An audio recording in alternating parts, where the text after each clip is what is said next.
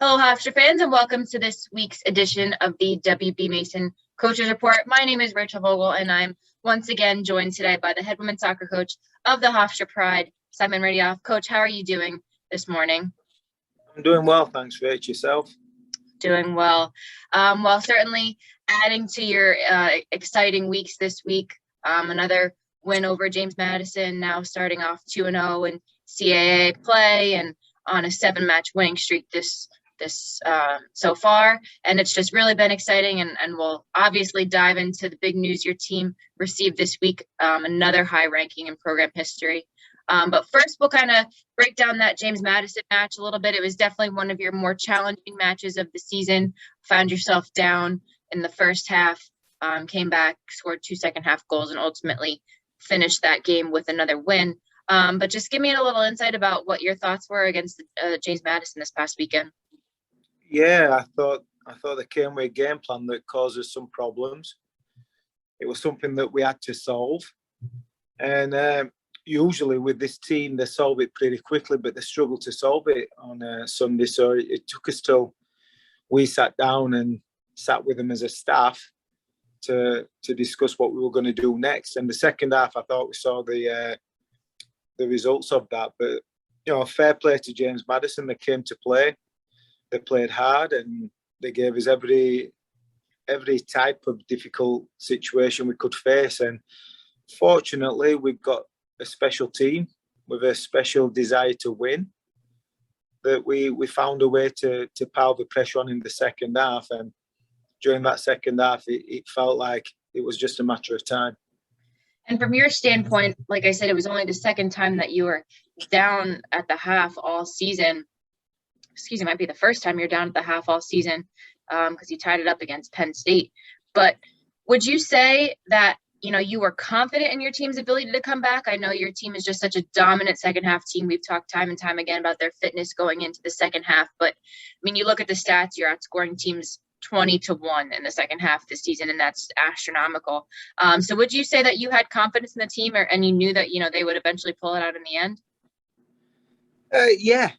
I did have confidence. I did believe that once we made the adjustments, the other team would struggle. I think we know that we play at a high tempo, and teams can deal with that for a certain amount of time.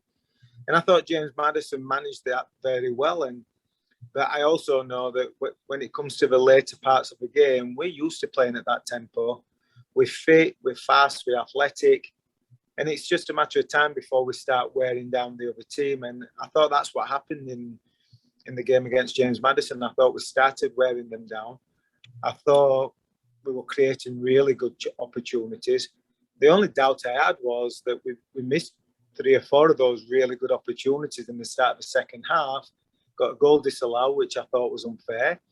And I thought maybe, as sometimes with the soccer gods, maybe they weren't on our side on Sunday, and they were going to make us punish us for not scoring goals. But fortunately, Lucy Porter did a tremendous individual effort to find Ellen Elseth. She smacked it into the goal, and then obviously Jordan Littleboy laid the ball up for maybe to dive from 50 yards out to head it. So I don't know where. Again. 2 great goals as normal with our team, and now we're moving forward to this week. You mentioned, that your team kind of got off to a little bit of a slow start, kind of was put in a little bit of an uncomfortable position.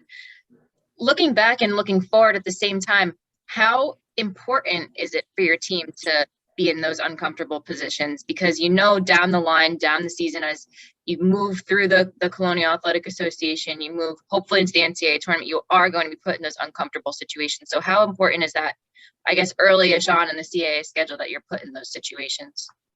Yeah, we spoke that after the game.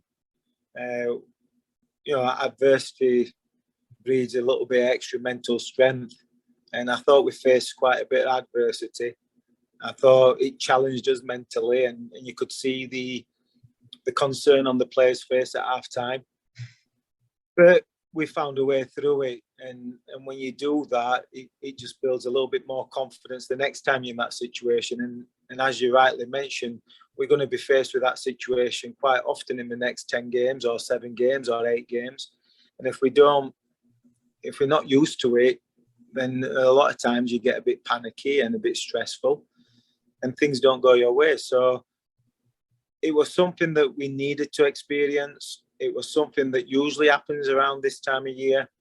And it's something that we came out with flying colours. So hopefully that'll set us up for the rest of the season.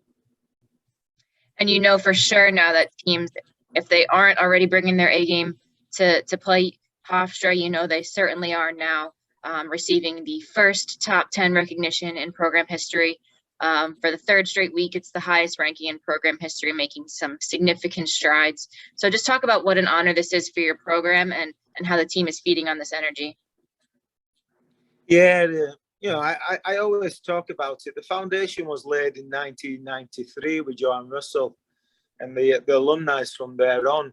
Every year we seem to have got stronger as a program, as a network, and our alumni and players back in the 90s and early 200s were a huge reason why we're where we are now. And I think the players are seeing the success of that. And again, to get to a top 10, it's got to be a collaborative effort. And I say it all the time because I truly believe it. We've got a great staff. We've got great support staff. And we've got a really talented team. And when you've got all those together, I think you're moving in the right direction. And we're seeing the fruits of our labour over the years. And to be top 10 is really amazing. To be in the name, in the same names as some of the teams in that top 10 is impressive for Hofstra and for Long Island. And I'm really proud of what we're accomplishing right now. And you hope to keep it going for 2 more CAA matches this weekend. First with Delaware at the Hofstra Soccer Stadium this Thursday. You'll look to keep your nation's longest home winning streak going. Then you'll travel to UNCW on Sunday for a 12 p.m. start. But first, you got to take care of Delaware, a team that's kind of been up and down a little bit lately. But, you know, a 1-1 start to CAA, win over Northeastern, which is a team that, you know, always brings their A game. So just real quick, give us an insight about what you may see against Delaware on Thursday. Yeah, Mike's done a really good job of turning that program around. They've faced some adversity in themselves. They had injuries last year. They're a bit inconsistent. They're young. But they got to the CAAs a couple of years ago and gave us all the challenges we could do in that quarter-final. They've got off to a 1-0-1 start. They beat Northeastern, who's a perennial power. And they also beat Tide Elon away, who's the reigning CAA champion. So they're going to come and play. They're going to be a difficult team to beat. We are playing at home, which gives us some confidence. But I know Mike will get them organised. He'll get them set up to make it difficult. I'm sure they'll be taking some hints from James Madison on how to nullify our offence. And if we don't come to play, it's definitely a position where we can lose this game. But as I've always said, I've got a lot of trust in this team and the individuals and the senior leadership that I trust that we'll give it our best performance. And however it lays out, it is what it is. Great that you hear. It's great to hear that you trust this team. You know, it's so important having such a veteran squad and a team that really, really wants to win. So as I mentioned, fans, 2 important CAA games this weekend, all important at this point moving forward. But Thursday, 7 p.m. Delaware, and then Hofstra will hop on a plane and head down to Wilmington, North Carolina for a test against UNCW on Sunday at 12 p.m. Both of those matches will be streamed live on Flow FC. And then also on Thursday, the game will be streamed live on WRHU 88.7 FM. Coach, we wish you the best of luck this weekend. Hope you keep it going. And it's certainly been an exciting ride so far. And we're all enjoying this ride that you're taking us on. Awesome. Thanks, Reg. Thank you so much, Coach. And that was head women's soccer coach Simon Riddiough on the W. Mason Coaches Report on GoHofstra.com.